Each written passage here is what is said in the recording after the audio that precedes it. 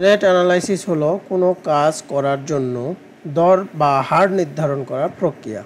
এটি মূলত নির্মাণ কাজের জন্য ব্যবহৃত হয়, যেখানে একটি কাজের একক প্রতি বর্গফুট দেওয়ালের গাঁথুনি অথবা প্রতি ঘনফুট কংক্রিট ঢালাইয়ে কী পরিমাণ দর নির্ধারণ করলে এই কাজ করার পরে এর লাভ করা যাবে। এর জন্য প্রয়োজনীয় হিসাব নিকাশ করা। এই খরচের মধ্যে শ্রমিকের মজুরি, নির্মাণ সামগ্রীর মূল্য, যন্ত্রপাতির খরচ, পরিবহন খরচ, ঠিকাদারের লাভ, অন্যান্য আনুষ্ঠানিক খরচ অন্তর্ভুক্ত থাকে। সংক্ষেপে যদি বলি, রেট অ্যানালাইসিস একটি কাজের একক সরবরাহের জন্য খরচ হিসাব করার প্রক্রিয়া। শ্রম, উপকরণ, যন্ত্রপাতি, পরিবহন, অন্যান্য খরচ বিবেচনা করে হার নির্ধারণ করা হয়। নির্মাণ প্রকল্পের ব্যয় এস্টিমেট করা এবং দরপত্র মূল্যায়নে গুরুত্বপূর্ণ ভূমিকা রাখে। রেট অ্যানালাইসিস করার মূল উদ্দেশ্যই হলো একটি কাজের জন্য ন্যায্য এবং যুক্তিসঙ্গত মূল্য নির্ধারণ করা, যাতে নির্মাণ কাজ সময়মতো, সঠিকভাবে, সাশ্রয়ীভাবে সম্পন্ন করা যায়।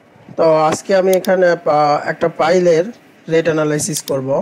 আগের দিন আমি রেট অ্যানালাইসিস করেছিলাম রিভারের কিভাবে রেট অ্যানালাইসিস করতে হয়। আজকে দেখাবো একটি পাইলের কিভাবে রেট অ্যানালাইসিস করতে হয়। একটি পাইলের 1 মিটার পাইলে আমি রেট অ্যানালাইসিস করব। কেডিটি, এটা আমার প্রজেক্টের নাম, কালামপুর, দেলদুয়ার, টাঙ্গাইল। তো আমি এই রেট অ্যানালাইসিস কিভাবে করতে হয় এটা আমি আগেই করে রেখেছি, জাস্ট আজকে শুধু কথা বলবো। কেননা কথা বলার সময় যদি লিখতে যাই তাহলে সময়টা বেশি লাগে, তাতে টাইম ওয়েস্ট হয়, তাই আগেই লিখে রেখেছি। তো ব্রেকডাউন অফ ইউনিট প্রাইস, প্রথমে আমার যেটা দিতে হবে সেটা হচ্ছে যে আইটেম নাম্বার। আপনি যেই ডিপার্টমেন্টে কাজ করেন সেই ডিপার্টমেন্টের প্রত্যেকটা আইটেমের একটা নাম্বার আছে। তো আমি যেহেতু পাইলের রেট অ্যানালাইসিস করতেছি, তো এখানে আইটেম নাম্বার, আরএসডির জন্য পাইলের আইটেম নাম্বার 040101E। তো ইউনিট আমি এখানে 1 মিটারের জন্য করব।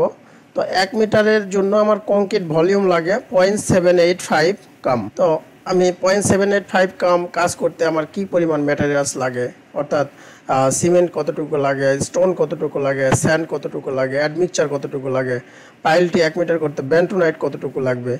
তো এইগুলো হলো ম্যাটেরিয়ালসের direct cost. Item description, bored cast in situ pile, দা ছিল 1000 mm। তো এটা তো আমার জাস্ট ফরম্যাট। প্রথমে সিরিয়াল নাম্বার থাকতে হয়, ডেসক্রিপশন দিতে হয়, কোয়ান্টিটি, ইউনিট, আর ইউনিট ওয়াইজ রেট কত, তারপরে মাল্টিপ্লাই করে অ্যামাউন্ট পাওয়া যায়। তো আমি আগেও বলেছিলাম যে প্রত্যেকটা রেট অ্যানালাইসিস করার সময় দুইটি কস্ট বিবেচনা করতে হবে, একটা হচ্ছে ডাইরেক্ট কস্ট আর একটা হচ্ছে ইনডাইরেক্ট কস্ট। তো যে কোনো একটি আইটেমের অ্যানালাইসিস করতে গেলে ডাইরেক্ট কস্ট বলতে যেগুলো বোঝায় যে আমি ওই কাজটি করতে কি পরিমাণ ম্যাটেরিয়ালস লাগবে। তো আমি পাইল কাস্টিং করার জন্য ম্যাটেরিয়ালস লাগবে cement, stone, silt sand, admixture, bentonite. তারপরে ডাইরেক্ট কস্টের মধ্যে পড়বে লেবার কস্ট, অর্থাৎ আমি যে পাইলটি করব ওই পাইলের বোর্ডিং করব, তো বোর্ডিং করার জন্য পার মিটারে আমার একটা খরচ রয়েছে, সেইটা লাগবে। তারপরে ওই পাইলটি করার সময় আমার কিছু ইকুইপমেন্ট লাগবে, যেমন কংক্রিট পাম্প লাগবে, সেখান থেকে কংক্রিটটি ক্যারিং করার জন্য ট্রানজিট মিক্সার লাগবে। তারপরে হচ্ছে বেসিং প্ল্যান্ট লাগবে কংক্রিট প্রোডাকশনের জন্য। তারপরে হচ্ছে পেলোডার লাগবে, যে বেসিং প্ল্যান্টের উপরে পাথর, তারপরে হচ্ছে বালি, এগুলো শিফটিং করার জন্য পেলোডার লাগবে।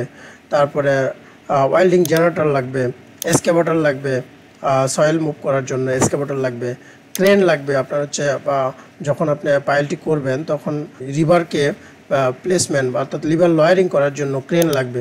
তো এই ইকুইপমেন্টগুলো লাগবে, এগুলো ডাইরেক্ট কস্ট। তারপরে ম্যান পাওয়ার লাগবে। ম্যান পাওয়ার বলতে যে আপনি পাইলটা যখন কাস্টিং করবেন ওই পাইলের হেড ব্রেকিং করতে হবে, তখন ম্যান পাওয়ার লাগবে। তারপরে হচ্ছে সাইড ডেভেলপমেন্টের জন্য কিছু খরচ হবে, এগুলো হলো ডাইরেক্ট কস্ট। তো ম্যাটেরিয়ালসের যে কস্টটি হয় সেটা হচ্ছে সিমেন্ট। সিমেন্ট যে আমরা 1 ঘনমিটারের জন্য সিমেন্ট আমার কতটুকু লাগে, এটার সঙ্গে আমার 5% ওয়েস্টেজ কনসিডার করতে হবে। তো আমরা মিক্স ডিজাইন করে দেখেছি যে 1 কিউবিক মিটারের জন্য সিমেন্ট লাগে 420 কেজি। তো 420 কেজি সিমেন্ট যদি 1 কিউবিক মিটারের জন্য লাগে, তাহলে আমার এখানে 1 কিউবিক মিটার না, আমার এখানে আছে হলো 0.785 কিউবিক মিটার। তাহলে 0.785 420-এর সাথে মাল্টিপ্লাই করে দিলাম, আর 5% যেহেতু ওয়েস্টেজ ধরতেছি, তার মানে 1.05 এর সাথে মাল্টিপ্লাই করে দিলাম। তাহলে আমার 1 মিটার পাইল করার জন্য আমার সিমেন্ট লাগে এখানে 346 কেজি, ঠিক আছে। তার সাথে আমি ইউনিট প্রাইস 1 কেজির দাম হলো 8 কেজি, অর্থাৎ হলো 8000 টাকা টন পরে আমাদের সিমেন্ট কিনতে। 8 দ্বারা মাল্টিপ্লাই করে দিলাম কোয়ান্টিটিকে, তাহলে 2769 টাকা আসলো।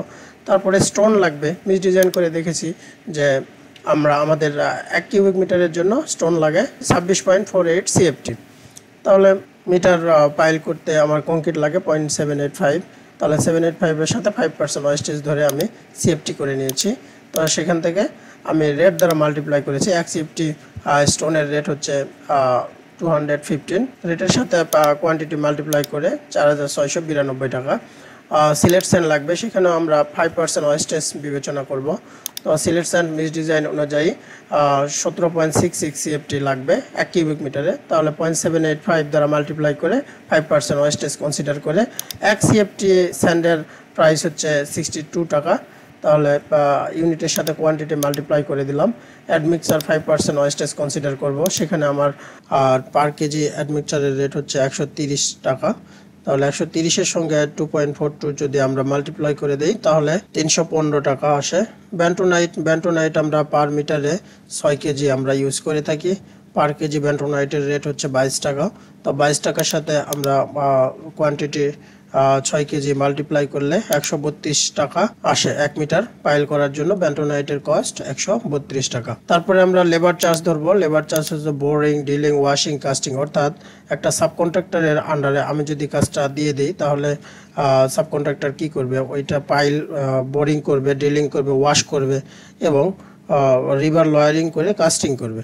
তো সেইটা পার মিটারে তারা একটা রেট নিয়ে থাকে যে 3500 টাকা পার মিটার 1000 মিলি দেওয়া হয়। যদি 1000 মিলির বেশি হয় তাহলে তাদের রেটটা একটু বেশি হয়। সেই লেবার চার্জ আমি ধরলাম পার মিটারে 3500 টাকা। 1-এর সাথে 3500 টাকা মাল্টিপ্লাই করলে 3500 থাকে।